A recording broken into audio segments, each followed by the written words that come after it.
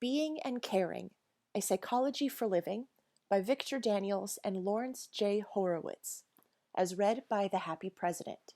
Part 1, Foundations. Chapter 1, Personal Evolution. Look in the mirror. What tales do the lines in your own face tell?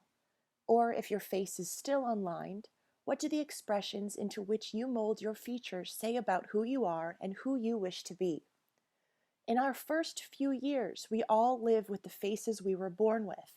After that, we start wearing the faces and living the lives we've created for ourselves.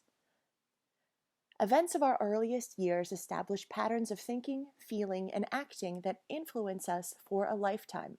An observant parent, for example, can watch a child develop an enduring sense of trust or mistrust toward the world during its earliest months. Yet those old learnings are only part of who we are. Each of us has only learned to compensate, innovate, adapt, and go beyond. Since some of our old patterns are lifelong habits, learning new ones to take their place will take time. But as we develop more effective attitudes and behaviors, unwanted old responses become a lesser part of our being.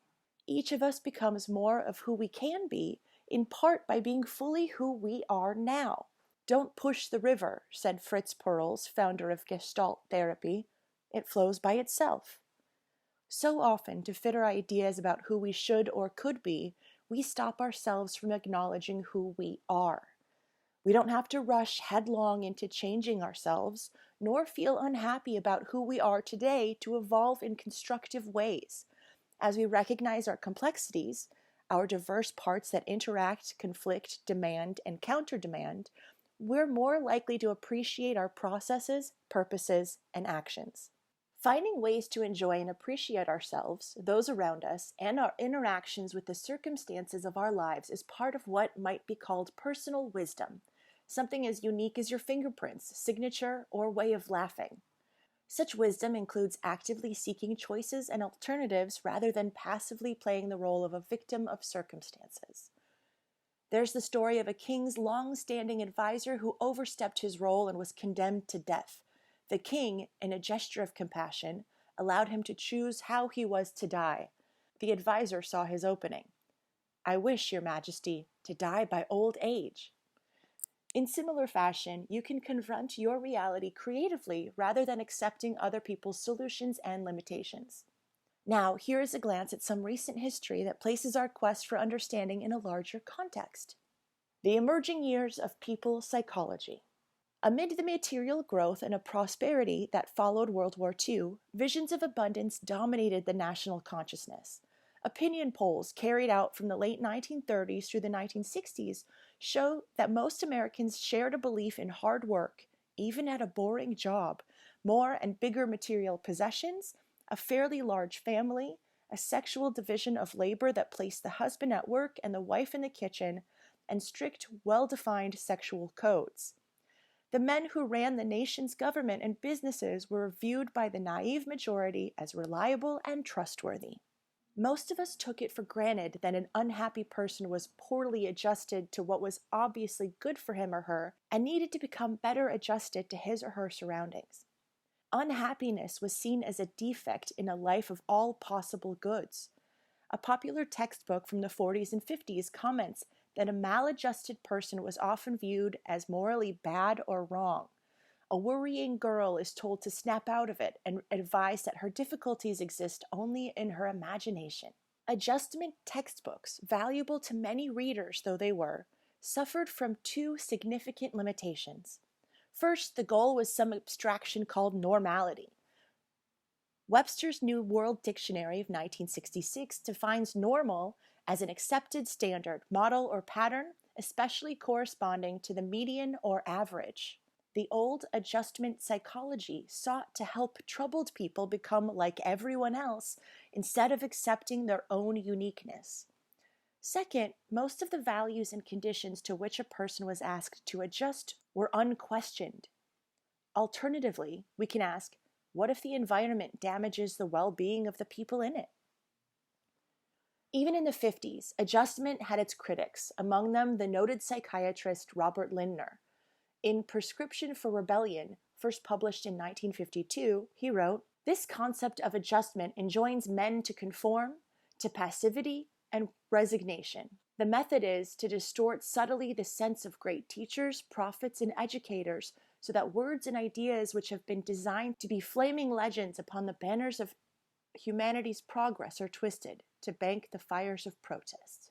During the 60s, as if in response to Lindner, Black Americans took hold of their power in the civil rights movement, and previously docile students shocked placid campuses with civil rights and Vietnam War protests. Today, protest in various forms continues as a positive contribution people are making. Like it or not, our personal lives have a political dimension. Decisions made in Washington and corporate executive suites intimately affect our lives. Fritz Perls argued that in the context of a society changing as rapidly as ours, it's not clear just what we're supposed to adjust to. He held that the demand to adjust can interfere with the self-reliance that maturity requires. To adjust blindly, he asserted, is to participate in the collective madness inherent in some aspects of our society. Jungian analyst James Hillman goes a step farther, pointing out that the manic consumerism and overtiredness and deep depressions of many clients in therapy today reflect the environments in which they live. The distortions of communication, the sense of alienation and harassment, the deprivations of intimacy, feeling of false value, inner worthlessness, are realistic in relation to external realities. My practice tells me that I can no longer distinguish clearly between neurosis of self and neurosis of world. We need, states Hillman, to develop a psychopathology of civilization. As we discover how our culture is crazy, we can conceive of saner, wiser ways to redirect it. The mystique of self-fulfillment.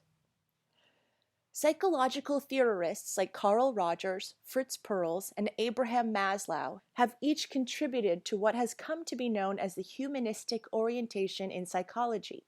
Rogers emphasizes a person's capacity to define the central issues of his or her life.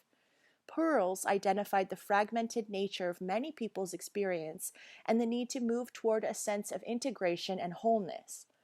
Maslow described needs common to all of us as we seek both to be our unique selves and to understand the ways of the world we live in. Their perspectives can help each of us participate creatively in our world without being consumed by it. The self-fulfillment ethic appears to have three different roots. One is the emergence of a psychology that aims at helping people discover themselves at a deep level, uses themselves creatively, and achieve a happy, full life that doesn't depend entirely on possessions and status. A second is our historic attitude of commitment to individualism. A third is our consumption-oriented economic system that relentlessly exhorts people to buy everything they want today. Is the quest for self-fulfillment an unmixed blessing? Some think not. You're obsessed with your own fulfillment, but you don't help others with theirs, such criticism runs. There's no cooperative glue there, no shared effort of the kind that's needed to build a mutually nourishing society.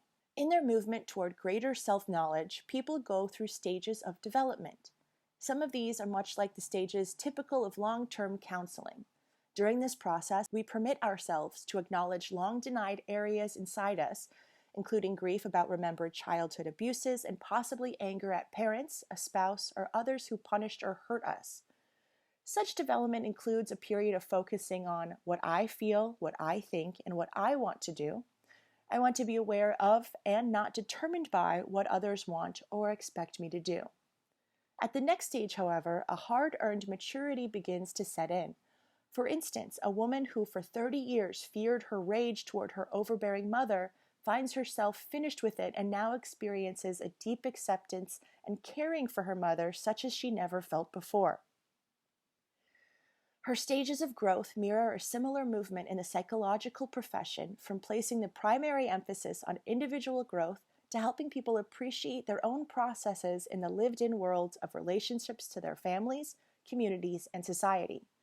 The next step beyond self-fulfillment is to take our more fulfilled selves into mutually enriching social relationships with others. Beyond conformity and the me generation, being for me and caring about you. From birth until death, a person can grow in his or her ability to be with other people in mutually fulfilling ways. At the same time, the person is developing an ability to be independent, separate, and unique. Thus, contemporary theorists speak of an interplay between two motives, individuation and relatedness. At every point, both are active. I watch my 3-year-old, choosing, refusing, pushing me away as she says, "I want to do it myself," then 2 minutes later coming over and saying, "Pick me up, hold me." Unless development is blocked in some way, these two tendencies not only coexist but support each other. The more I know and the better I feel about myself, the more supportive, challenging, and caring I can be in my relationship with you, and vice versa. This interplay represents the guiding perspective of this book. When I've learned to stand on my own feet, I'm ready to move toward you and with you. It's then that I discover what synergy means. Self-interest enlightened by appreciative awareness of myself in your existence and of your participation in my world. We do for each other in ways that enrich us too, and do for ourselves in ways that enrich each other. An ancient Chinese text called the I Ching states, "If a well is being lined with stone, it cannot be used while the work is going on. But the work is not in vain. The result is that the water stays clear. A man must put himself in order. During such a time he can do nothing for others, but by enhancing his powers and abilities through inner development, he can accomplish all the more later on." The medicine pole of the North American Plains Indians is a forked pole in which the two forks represent contrasting sides of our own nature. These forks can also be viewed as the self and the other person, showing that the other person is not only outside us, but also within us. When we make our peace with the other, the medicine pole suggests, we can most easily make peace with ourselves. Living by our real concerns. Each of us has issues that seem essential, some in common with many other people, some less so. I want to be important and respected. I want a job I can depend on, my own house, and a car that isn't falling apart. I want to stop avoiding and sabotaging myself. I want to believe in myself. Taking time for assessment. Taking stock of our lives, whether in psychotherapy, in meditation, or on an extended fishing trip, is something 99% of us need to do more. Next year, we think, when my schedule lightens up, and next year we put it off until the next, ad infinitum. Occasionally, I need to take time to assess how my important themes and concerns have and haven't changed, and how my life today does and doesn't respond to them. If too much of my energy goes toward matters that are secondary, I rightly begin to feel that something's not quite right in my life, even if I can't quite put my finger on what it is. Living and discovering in ways that embody my life themes may require important redirections of my energy. These may involve changes within my life. My deep concerns are found both in the far future and in how I do what I do each day. The something that's not quite right may be what I'm doing with my circumstances rather than the circumstances themselves. I may find that taking care of such essentials as food, rent, clothing, and transportation requires spending more energy than I like doing things I don't enjoy. I need to find a way to feel all right about what I do. This doesn't mean chin up and put a sunny face on what's nasty and uncomfortable. Rather, it means that if I've examined how I use my time and energy and find no more effective alternative, I may need to go easier on myself and recognize that, all things considered, I'm doing the best I can for me and those important to me. None of this means denying the existence of difficult and disagreeable situations. There is a bottom line that says, no matter how existential I get, handling the feces distribution for my neighborhood won't put much wow in my now. Clarifying our directions.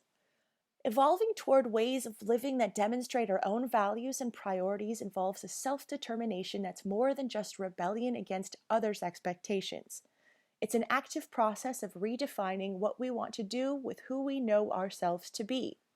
How do I know if the direction I choose is a productive one? If it leads me to make better use of who I am, I'm willing to call it growth. A new way of being or of doing something may feel unusual in the beginning, just as a new method of throwing a ball or holding a tennis racket may seem odd at first. With continued use or practice, it comes to seem more usual. But while the feeling of unusualness lasts, you get something extra. It's easier to be aware of what's going on inside you when you're first learning something new, before it comes to be routine. That intense awareness can be a rich event. Something new that you try might seem small. Remember Lao Tzu's comment that big things of the world can only be achieved by attending to their small beginnings. A tower 9 stories high begins with a heap of earth. I can distrust my ability to accomplish anything when I focus only on the finished product and forget that the process of creating something can be as rewarding as completing it. When I'm afraid I'll never make it, I don't even start. Perhaps if we pay attention to the ways we frighten ourselves, that act will be a start toward what we want to accomplish. Ethics and wisdom. Explicitly or implicitly, any book of practical psychology includes ethics. The direction of our evolution is influenced by the nature of our ethics.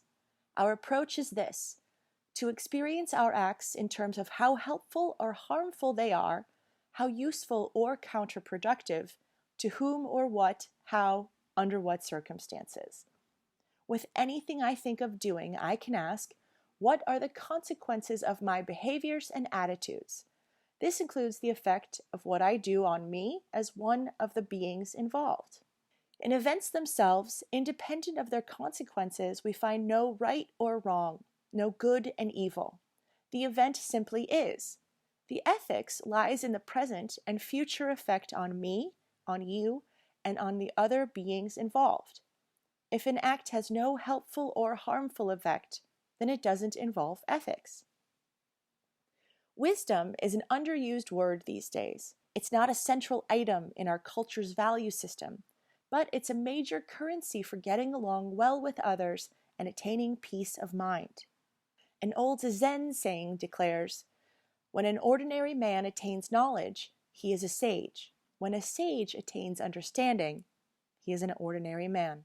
Our knowing process becomes distorted when we're required to learn large amounts of information in which we find little meaning or value. As Erich Fromm describes it, time and energy are taken up by learning more and more facts, so there is little left for thinking. Information alone can be just as much of an obstacle to thinking as the lack of it. Thus, we challenge the increased emphasis on technologically derived information as inevitably good. As I come to see how the facts in my life relate to each other, I begin to develop understanding. Understanding is seeing relationships among facts that are important to me. As I develop understanding, I become able to use my knowledge. Wisdom goes beyond understanding.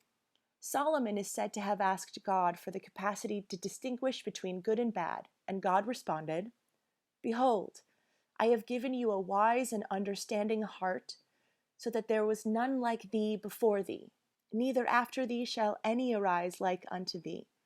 And the Lord gave Solomon wisdom. Wisdom is the knowledge of the Spirit. We tend to expect a different kind of knowing from our spirituality than from our heads, a very personal integration of knowing, feeling, sensing, and doing. I'm likely to act wisely to the degree that I strive consciously to understand how each situation in my life can be nourishing for me and others there. When I so define and use myself that I survive, grow, and assist others to do likewise, I'm finding ways to use my wisdom and my ethics, which is the code by which I direct the use of my wisdom. Such wisdom is not grave and ponderous. It includes a sense of humor and an ability to see oneself in perspective. We are wiser when we draw on both our conscious and our intuitive faculties of knowing. In my conscious reasoning, I can explicitly take account of both means and purposes. In my intuitive knowing, I have available, as Eugene Gendlin calls it, my felt sense of things, the messages from my physical self as well as from my mental self. Yet when I'm listening for the many-faceted wisdom of my organism, there's still the problem of how to tell the difference between blind impulse and inspired, wise intuition. Learning how to make that distinction is much of what this book is about. End of chapter 1.